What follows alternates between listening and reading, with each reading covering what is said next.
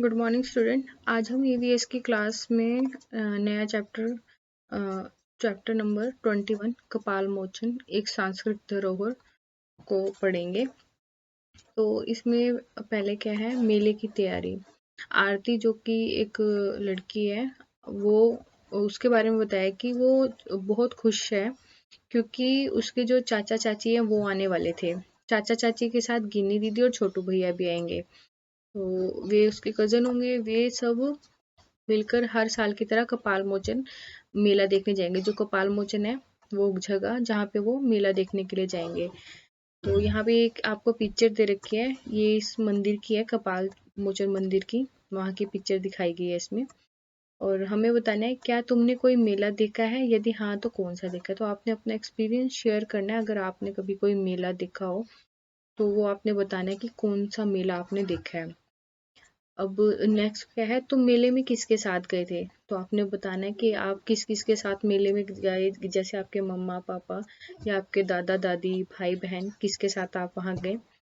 फिर आपने बताना है कि तुमने मेले में क्या क्या देखा, वहाँ पे क्या खाया, क्योंकि जो मेला होता है उसमें बहुत सारी चीज़ें देखने के लिए होती है और वहाँ पे तरह तरह की खाने की चीज़ें होती हैं। तो आपने वहाँ पे क्या क्या नया खाया, ये सब आपने अपना एक्सपीरियंस शेयर करना है इसमें। तो आरती अपने दादाजी से पूछती है कि दादाजी चाचा जी कितनी देर में आएंगे। तो दादाजी उसको कहते हैं बस आने ही वाले हैं। फिर आरती पूछती है कि दादाजी हम तो जगाधरी में रहते हैं, हमारे घर से कपाल मोचन कितनी दूर है। तो जो आरती है ना, उनका घर कहाँ पे है, जगाधरी, जो कि यमुनानगर में है। और वो पूछते कि उनके घर से जो कपाल मोचन जहाँ पे वो मेला देखने जाने वाले हैं वो जगह कितनी दूर है। तो दादाजी कहते हैं कि बेटा यह स्थान जगाधरी जो उनका शहर है ना, वहाँ से 17 किलोमीटर दूर है। तो आरती पूछती है कि हम वहां तक कैसे जाएंगे। तो दादाजी उसको बताते हैं कि वहां जाने के लिए सरकार द्वारा बहुत सी बसें चलाई जाती हैं, हम उन्हीं से जाएंगे। तो नेक्स्ट क्या है कि हमें पता करना है और उस बारे में लिखना है।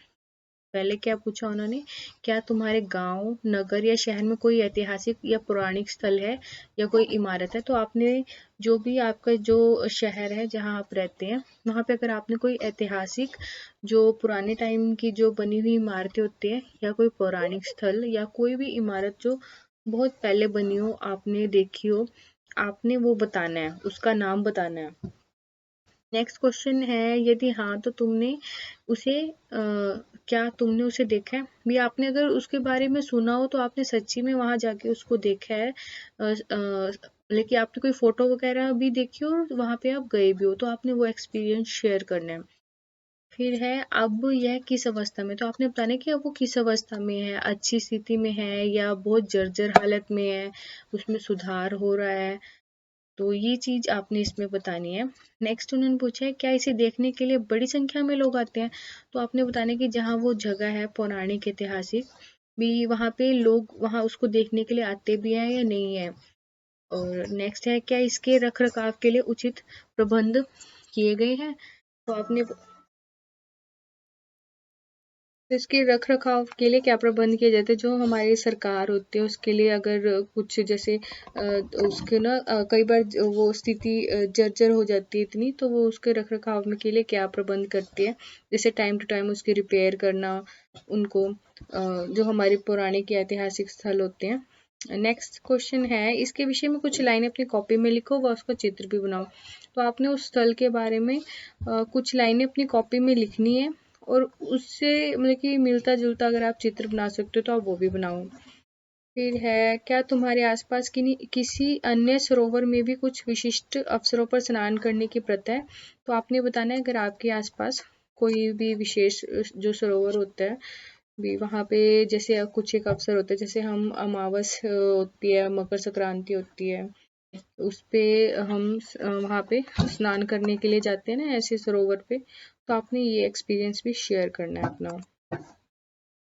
तो इतने में आरती कहते भी लो चाचा जी भी आ गए और चाचा चाची आए हैं उसके, आरती को वो प्यार करते हैं, उसके जो भैया हैं दीदी हैं वो उनके साथ कमरे में आ जाती है। और वहाँ पे उनसे जो मेले में जाना है उसने, उसको जो नई फ्रॉक उसको मिलती है, स्वेटर, और जो और दीदी भैया जो उसके लिए लाते हैं वो सारी चीजें दिखाते हैं मम्मी व पापा।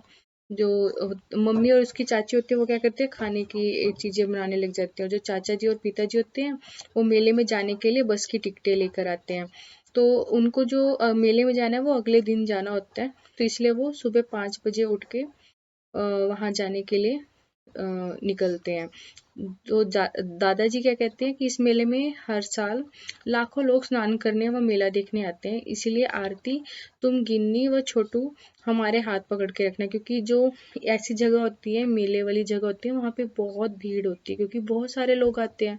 तो इसलिए जो छोटे बच्चे होते हैं उनके घूमने की संभावना बनी रहती है, तो इसलिए जो बड़े क्या करते हैं, हमेशा उनका हाथ पकड़ के रखते हैं ताकि वो छूट ना जाए। जैसे आप लोग अपने मम्मा पापा के साथ कहीं भीड़ वाले एरिया में जाते हो तो आपके मम्मा पापा आपको अच्छे से पकड़ के रखते हैं ना, भी कहीं आप छूट ना जाओ। तो उसके दादाजी ने भी उनको इसी तरीके से समझाया। तो आरती क्या कहती है कि दादाजी यह मेला क्यों लगाया जाता है। वो अपने दादाजी से पूछती है अभी मेला क्यों लगता है। तो दादाजी बताते हैं कि बच्चों, हर साल कार्तिक मास की पूर्णिमा पर कुछ दिन पहले से इस मेले का आयोजन किया जाता है। जो कार्तिक मास होता है ना, और उसकी जो पूर्णिमा होती है, पूर्णिमा जब चांद पूरा होता है तब ये मेला लगता है। और कपाल मोचन एक पौराणिक स्थल है। इस स्थान का उल्लेख हमारे पुराणों तथा महाभारत में भी मिलता है। तो ये बहुत ही पुरानी जगह है कपाल मोचन, जो कि इसके बारे में हमारे जो धार्मिक ग्रंथ है जैसे महाभारत है उसके बारे में महाभारत में भी लिखा हुआ है।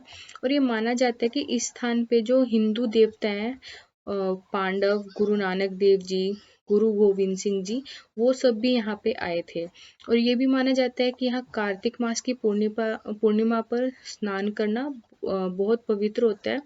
और सर्दी के मौसम में जैसे कार्तिक स्नान से हमारा शरीर होता है वो स्वस्थ और मजबूत रहता है।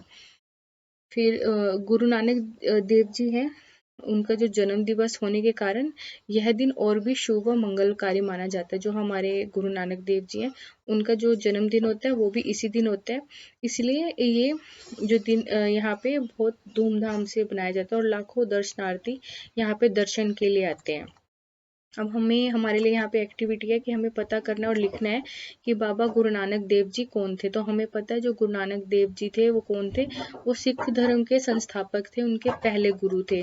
तो आपने उनके बारे में और जानने की कोशिश करनी है और उनको, तो आपको जो भी पता लगता है आपने उनके बारे में यहाँ पे लिखना है।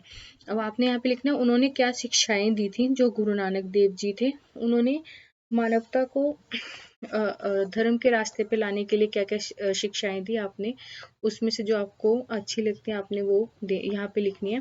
फिर है गुरु गोविंद सिंह जी कौन थे। तो गुरु गोविंद सिंह जी कौन थे, वो सिख धर्म के अंतिम और 10वें गुरु थे और उनके जिन्होंने खालसा पंथ की स्थापना की थी। आपने उनके बारे में भी यहाँ पे जानकारी लिखनी है। अपने बड़े बुजुर्गों से पूछिए या फिर नेट पे अगर आप ढूंढ सकते तो उनके बारे में ढूंढ के पढ़िए। ये सब आपने इन लाइंस में लिखना है। तो आज के लिए हम इतना ही करेंगे, अगली क्लास में हम आगे का डिस्कस करेंगे। Okay, thank you.